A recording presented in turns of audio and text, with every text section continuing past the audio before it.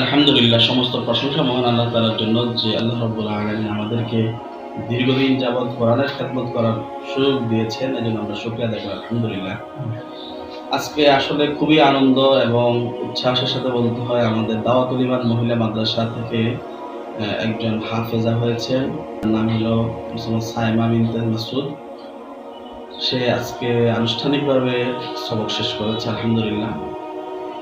আলহামদুলিল্লাহ, আমাদের এই যাবৎকালে 12 জন হাফেজা হয়েছে, তার মধ্যে সে 12তম।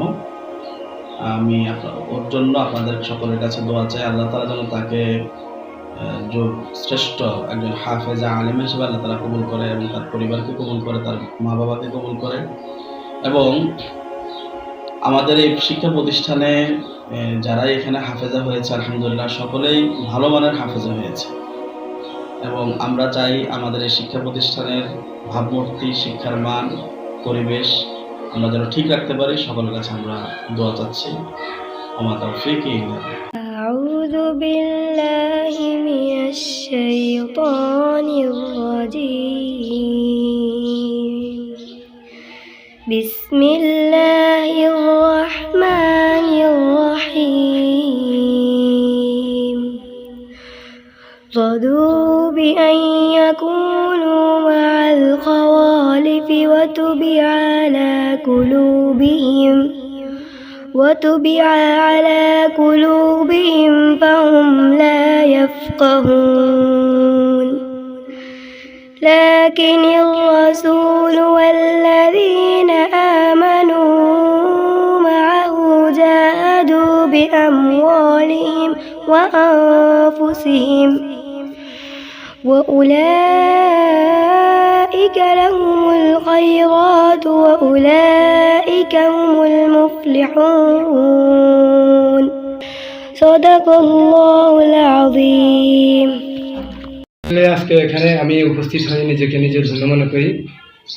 আজ আমার মেয়ে পবিত্র কোরআন হিফজ শেষ করে যে আজকে যে এখানে শুনেছেন, তার জন্য আমি আল্লাহর দরবারে লাখো শুকরিয়া আদায় করি। কোরআন এবং দাওয়াতুল ঈমান মহিলা মাদ্রাসা যে আমাদের বাড়ির পাশে, আমি দীর্ঘ বছর থেকে এখানে যাওয়া আসা করি। তো আমি যাই দেখেছি যে এখানে শিক্ষার মান অনেক ভালো। অন্যান্য মাদ্রাসা থেকে এখানে দ্রুত হিফজ শেষ হয় আলহামদুলিল্লাহ। এখানে যে ছাত্রছাত্রীরা আছে তারা আদবের সহিত আপনি একজন হাফেজ হয়, এতে আমি অত্যন্ত সন্তুষ্ট এই মাদ্রাসার প্রতি। আমি আমার বিভিন্ন আত্মীয় স্বজনের মাধ্যমে সবাইকে এখানে নিয়ে আসছি।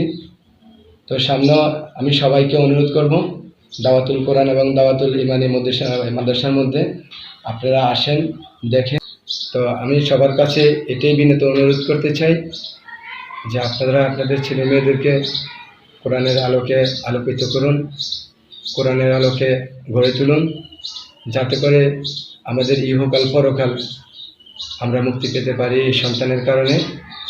এই বলে আমি আমার গুরুত্বপূর্ণ বক্তব্য পেশ করছি।